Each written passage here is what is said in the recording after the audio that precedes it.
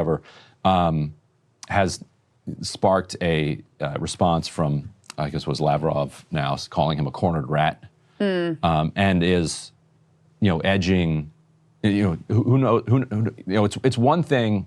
I think Hegseth got unfair criticism for acknowledging outright that, look, a lot of this territory is not coming back. We need a peace agreement.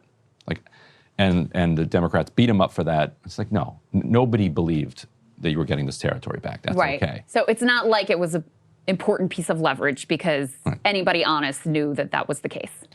To tell the whole world that you think Zelensky is this level of a loser, does, I think, change the negotiating calculus in a way that is not beneficial to Ukraine. I think that's a fair assessment. Yeah, and we can put B1B up on the screen just to reiterate the, the fact check component of this. So this is, according to that German research you were talking about, Ryan, how much the U.S. has contributed versus how much the Europeans have contributed. You can see, it's a lot of money, don't get me wrong, but it's not, what did he say, 350 billion. Right. He also does. And you can feel how you want to feel about it, but just at least know the actual numbers. Let's be honest, right, about the amounts. Listen, I want this war to end, right? I think it is disgusting and immoral that the Biden administration blocked the best chance for peace, at the best terms for Ukraine, which came very early in the war when they had outperformed and caught Russia unawares, and Russia had been hit with all these sanctions, and they weren't sure how that was whether they were going to be able to really survive that economically or not. Now they've kind of adjusted, not to say that it's great, but they know that they can get through that. And you're in this long war of attrition, and so their hand is much stronger now than it was at that time. But we also have to have some commitment to the truth here and to some level of morality as well. Like, Russia invaded Ukraine. NATO provoked it, blah, blah, blah.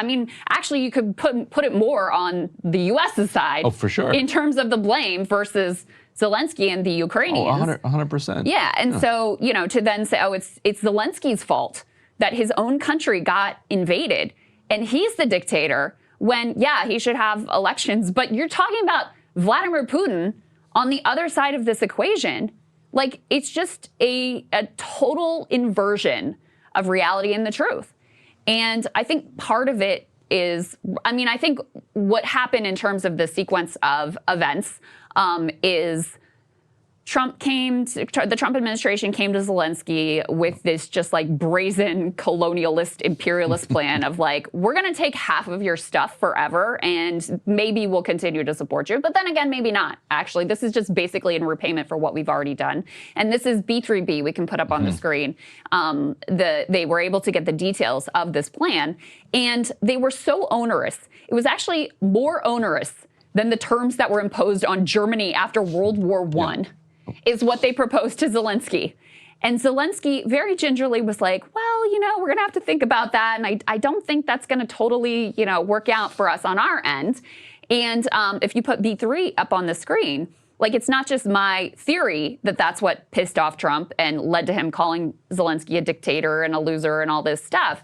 National Security Advisor Mike Waltz says that Trump's relationship with Zelensky soured over his refusal to sign that rare earths mineral deal the U.S. has proposed. Waltz, quote, I think the frustration really stemmed just in the last week from this bizarre pushback and escalation of rhetoric over presentation of what we see as an absolute opportunity. That's to have the U.S. invest in Ukrainian infrastructure, to have them grow both their minerals, their natural resources, their oil and gas. We look at the type of aid the Europeans are providing. It's often in the form of loans. It's being repaid with the interest on seized Russian assets. We believe the American taxpayer deserves to recoup much of their investment.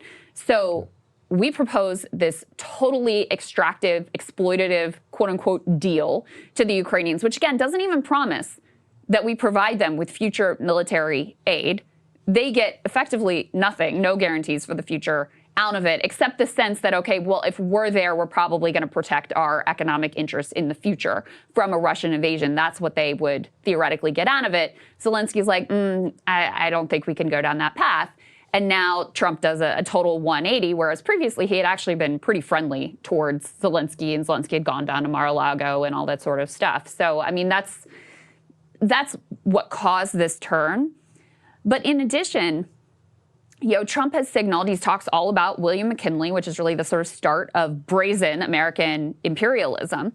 And he has obviously talked about, I'm going to take Greenland, I'm going to take Canada, I'm going to take Panama, I'm going to take Gaza, I'm going to take half of Ukraine. He does not think that there should be any real like international rules, guidelines, norms, et cetera, surrounding what great powers can do. I mean, he truly believes in this, like, might makes right. If you want it and it serves your interest, you're just going to take it. And so I don't think he has any philosophical or moral objection to Putin seeing Ukraine and being like, well, I can take it, and so I'm going to. And so I think that's, that's part also of what plays into this dynamic that's now playing out with him and Zelensky and Putin. Right. And so there's a lot of talk about the unipolar world of American hegemony evolving into a multipolar world. And the advocates of a multipolar world, of which I would say I'm actually one, don't often talk about the side effects of it, which are each pole in the multipole is basically told by the other multipoles, okay, that's your area. And so that's where you get the Monroe Doctrine and the McKinley really expanding on it to saying, okay, we're not a hegemonic world power, but we're going to compete with Spain and Britain and France. And so we're going to go take the Philippines, and we're going to try to take Cuba, and we're going to take Haiti is ours. Latin America, so that's our orbit.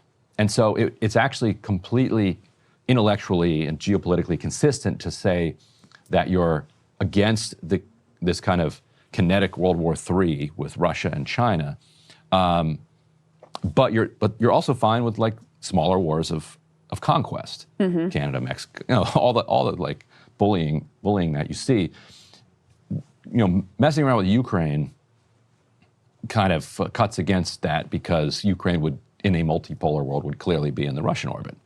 But he's going back to his businessman thing. We're like, well, we spent all this money, so therefore, we deserve all of this stuff. But it's what triggered that Trump post was kind of the first overt criticism that Zelensky had offered. So he gets this offer. You have to give us 50% of your country, because it was reported as rare earths, but as you noted, it's more than that. It's their ports. It's like their entire economy. Pretty much everything. Because you're not going to get $500 billion out of the ground. Out of there. So then he leaks it to the congressional delegation that went to Kyiv and says, look what they're trying to do, and I'm not going to sign this. So then it leaks out. And then Zelensky calls reporters in, and we can put up, I think it's B2. Zelensky calls reporters into his palace and tells them, I would like to have more truth with the Trump team. And then says that the president was living in a, quote, web of disinformation. So he's not criticizing Trump directly. He's basically doing the thing where the king is, he's saying the king is being misled by his advisors. Who are lying to him. Trump took it personally, and then goes hard at him with that Truth Social post that he then moves over to Twitter to make sure nobody missed it. And so we have now we have members of Congress, Republicans, being asked to reckon with the question. Is Trump a dictator? And let's put the poll up first before we have that. Yeah, this is pretty funny, and something that people should remember.